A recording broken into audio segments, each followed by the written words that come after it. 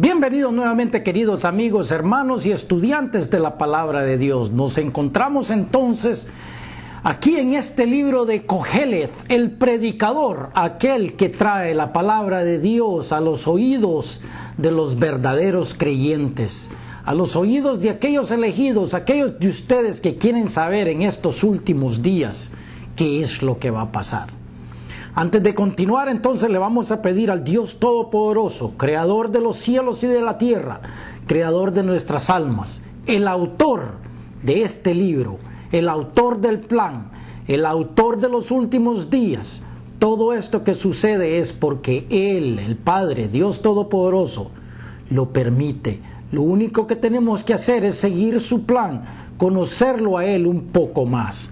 Le pedimos entonces en el nombre sagrado de Jesús que nos ilumine la mente hoy en día para poder traerles a ustedes lo que el Coheleth, el predicador, nos quiere decir en estos últimos días, en este capítulo 2 de Eclesiastés.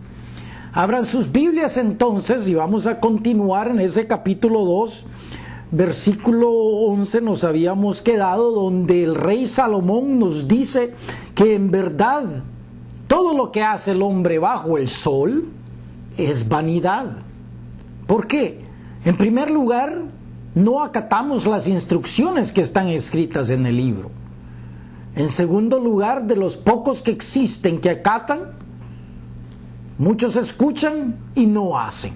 Entonces este mensaje en verdad va a aquellos de ustedes elegidos de Dios que quieren escuchar, que quieren saber, que quieren leer y entender las instrucciones de este manual de cómo desempeñarse en estos últimos días. Hermanos, le vamos a dar evidencia de lo que viene, de lo que el predicador nos dice cómo hacer hoy en día. Entonces, capítulo 2, versículo 12, en el nombre de Jesús. Después volví yo a mirar para ver la sabiduría y los desvaríos y la necedad. Porque ¿qué podrá hacer el hombre que venga después del rey? Nada, sino lo que ya ha sido hecho. Y he visto que la sabiduría sobrepasa la necedad, como la luz a las tinieblas. Entonces en este mundo tenemos que en verdad buscar un poco más la sabiduría. El sabio tiene sus ojos en su cabeza, donde debe de estar. Mas el necio, podemos decir, más el ignorante es aquel que no quiere saber. Anda en tinieblas. Pero también entendí yo que un mismo suceso, acontecerá al uno como al otro. ¿Qué es este suceso? Que es algo que tenemos en común todos los seres vivos. Primero, el hecho de nacer. Segundo, el hecho de vivir. Y tercero, el hecho de que todos tenemos ese fin común, que le llamamos la muerte, que es una transformación de estos cuerpos corporales, de sangre, de hueso. Es la transformación a nuestros cuerpos espirituales. Existen muchos de ustedes, hermanos, que no van a experimentar esta muerte corporal. Vamos a llegar ahí. Continuando. ¿Cuál es el fin común de todo ser entonces? Es morir. Entonces dije yo en mi corazón, versículo 15, ¿cómo sucederá al necio? Me sucederá también a mí. O sea, así como la muerte le va a pasar al ignorante, aquel que no sabe, también le va a pasar al sabio. ¿Para qué, pues, he trabajado hasta ahora por hacerme más sabio? Pregunta. Y dije en mi corazón que también esto era vanidad. O sea, si no utilizamos esa sabiduría y la alcanzamos, entonces ¿de qué sirvió si no la ponemos en práctica? 16. Porque ni del sabio ni del necio, o sea, del ignorante, habrá memoria para siempre. Pues en los días venideros ya todo será olvidado. y también morirá el sabio como el ignorante. Ese es el paso final. Lo único que tenemos todos en común son esas tres cosas que mencioné anteriormente: nacer, vivir y morir. Pero existen muchos de ustedes, hermanos, elegidos de Dios, aquellos de ustedes que van a recibir ese galardón como lo prometió Cristo en el libro capítulo 13 de Mateo, como lo prometió Cristo también en esa última trompeta. Voy a pasar rápidamente el capítulo 15 de la primera epístola a los Corintios para leerles a ustedes que no todos moriremos. Habemos unos que vamos a ser transformados. Si continúas tú viviendo cuando aparezca ese falso Cristo a este mundo, lo más probable entonces que no mueras. Escucha atentamente. 1 Corintios capítulo 15 versículo 51, y leo: He aquí os digo un misterio, dice Pablo. No todos dormiremos. Esta palabra dormiremos viene de la palabra griega en el diccionario Strong's griego, palabra número 2837, koimao, que quiere decir no todos moriremos. Estamos hablando, el tema es aquí acerca de la muerte. Dice, pero todos seremos transformados, o sea, cambiados de este corporal al espiritual. Escucha, en un momento, dice, en un abrir y cerrar de ojos, así de rápido. ¿Cuándo? A la final trompeta. ¿Cuál es la final trompeta? La séptima trompeta, la última trompeta. Capítulo 11 del Apocalipsis, cuando venga Cristo. ¿Cuándo viene Cristo? La séptima trompeta. ¿Dónde se encuentra? Capítulo 11 del Apocalipsis. Muchos cristianos dicen que ellos no saben cuándo viene Cristo. Aquellos de nosotros que nos hemos tomado la molestia de indagar y buscar, sabemos exactamente cuándo viene. 3 días después que resuciten los 2 testigos, así como se describe en el capítulo 11 del Apocalipsis. Léelo tú por tu propia cuenta y dime tú qué es lo que encuentras ahí. No todos moriremos, sino que en un abrir y cerrar de ojos, a la final trompeta, porque se tocará la trompeta. Y los muertos serán resucitados, incorruptibles, y nosotros seremos transformados. Porque es necesario, dice Pablo, que esto corruptible, o sea, este cuerpo, se vista de incorrupción, y esto mortal se vista de inmortalidad. ¿Por qué? Por lo que digo en el capítulo 50, que la carne y la sangre, digo el versículo 50 de este mismo capítulo dice: la sangre y la carne no pueden heredar el reino de Dios, ni la corrupción hereda la incorrupción. Por tanto, hermanos, quítense esa cosa de la cabeza de que vamos a salir volando a otro lado. Vamos a ser transformados. ¿A dónde? Aquí, en esta tierra, porque este cuerpo no puede entrar al cielo.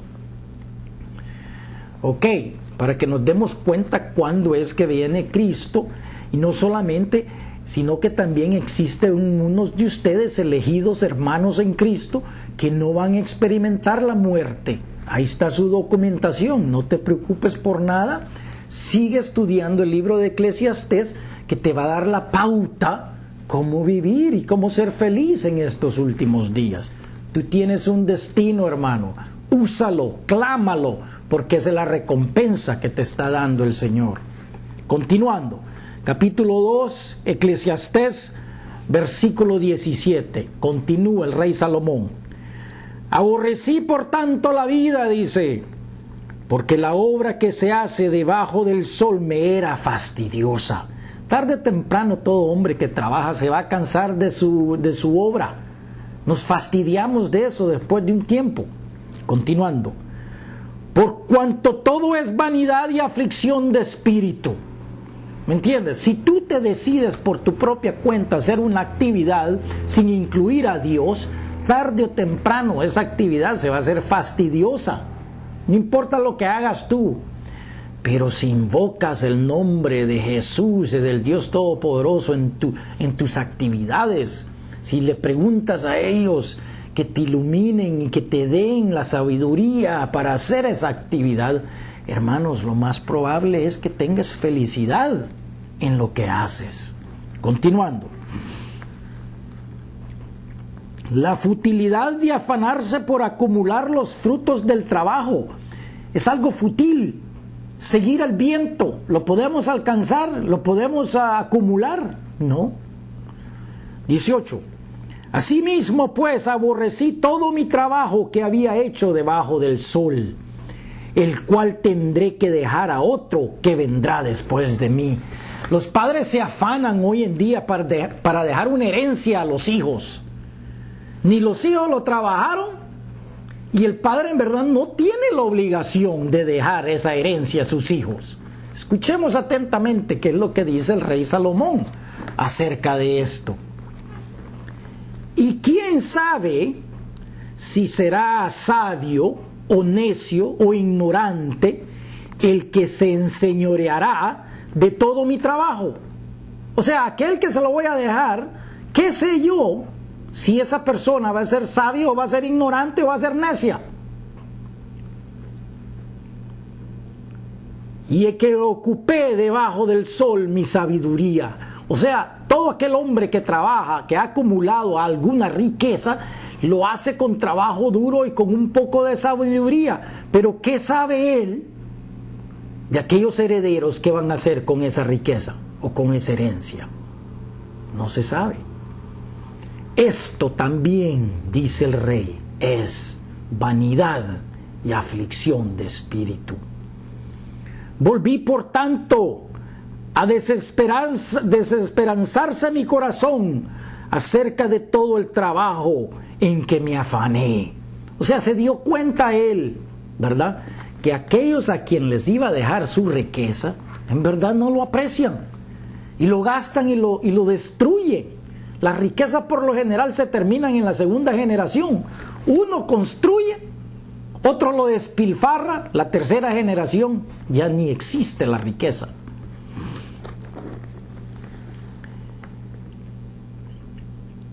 ...21... que el hombre trabaje con sabiduría y con ciencia y con rectitud, y que nunca trabajó en ello, también es esto vanidad y mal grande. Aquellos hijos que reciben una herencia, que nunca trabajaron, podemos decir, en el negocio del padre, en verdad no les importa lo que hizo el padre. Después que lo tienen y la memoria del padre desaparece, no es lo mismo. Mira tú todas las grandes fortunas que se han hecho en el mundo, así terminan. Porque, dice el rey Salomón, versículo 22, ¿qué tiene el hombre de todo su trabajo y de la fatiga de su corazón, con que se afana debajo del sol? En verdad, ¿qué tiene al final de la vida si desnudo se va a ir? No se puede llevar la riqueza. Porque todos sus días no son sino dolores, y sus trabajos molestias. Aún de noche su corazón no reposa. Esto también es vanidad. Mira, hermanos, tú ponte los ojos y mira en los países más ricos de esta tierra, donde supuestamente existe más riqueza que en todo el mundo entero. Los hombres no trabajan 18 horas al día, andan preocupados, se matan por trabajar, se preocupan de perder la riqueza, pasan pendientes del mercado, que si las acciones suben o bajan, suben y bajan, y están como un yoyo todos los días. Que pierde de energía, perdiendo el tiempo y olvidándose en verdad del verdadero creador. Continuando, ¿cuál es entonces el consejo del rey Salomón para todos aquellos que trabajan? Usemos un poco la sabiduría, recapacitemos y veamos qué es lo que en verdad tenemos que hacer con sabiduría, en balance, dándole gracias a Dios por todo lo que tenemos. No hay cosa mejor para el hombre sino que coma y beba, y que su alma se alegre en su trabajo. Mira a tu alrededor, ¿cuántos ves tú que en verdad están felices y contentos con su trabajo? Dime tú, los puedes contar en una mano. También he visto que esto es de la mano de Dios. O sea, aquella persona que en verdad quiere ser feliz en su trabajo, lo único que tenemos que hacer es pedirle a Dios. Y Él mismo nos va a dar la felicidad de estar contentos en nuestro trabajo. No importa lo que sea, qué es lo que haces tú. Si estás feliz en Él, eso es de la mano y es bendición de Dios. Porque ¿quién comerá y quién se cuidará mejor que yo? Pregunta. Primeramente eres tú la persona responsable por tus propias acciones. Porque al hombre que le agrada, Dios le da sabiduría. ¿De dónde viene la sabiduría? Viene de Dios, ¿verdad? O sea, tú le puedes pedir a Él la sabiduría de que te haga contento en tu trabajo. Y más sabiduría te va a dar. Y más riqueza. Pero con sabiduría y con balance. Ciencia y gozo. Mas al pecador da el trabajo de recoger y amontonar. O sea, de acumular, ¿verdad? Pero agobiadamente. ¿Me entiendes? ¿Por qué? Porque se olvidan de Dios. Para darlo al que le agrada a Dios. También esto es vanidad y aflicción de espíritu. Hermanos, entonces tienes tú como una balanza, ¿me entiendes? ¿Verdad? ¿Quieres ser feliz en tu trabajo o no quieres ser feliz en tu trabajo? ¿Dónde pides? ¿Al rey de este mundo o al rey Dios Todopoderoso? ¿Cuál prefieres tú? En verdad, hermanos, la opción es bien simple. Uno tiene que escoger. Vemos hoy en el mundo en verdad anda agobiado y está por terminar y aún no hemos llegado a la crisis final, a la batalla final, y vemos cómo poco a poco la gente se va agobiando más.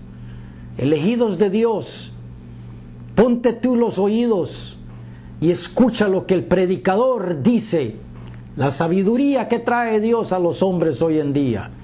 No te pierdas el capítulo 3, donde vamos a empezar la segunda disertación, las decepcionantes experiencias de la vida. En verdad no tienen que ser decepcionantes si tú simplemente escuchas la palabra de Dios y le pides a Él sabiduría para seguir con entusiasmo y con felicidad en el trabajo que tú haces. Gracias por escuchar, hermanos. Si te hemos ayudado, ayúdanos a ayudar a otros. Dios te bendiga siempre.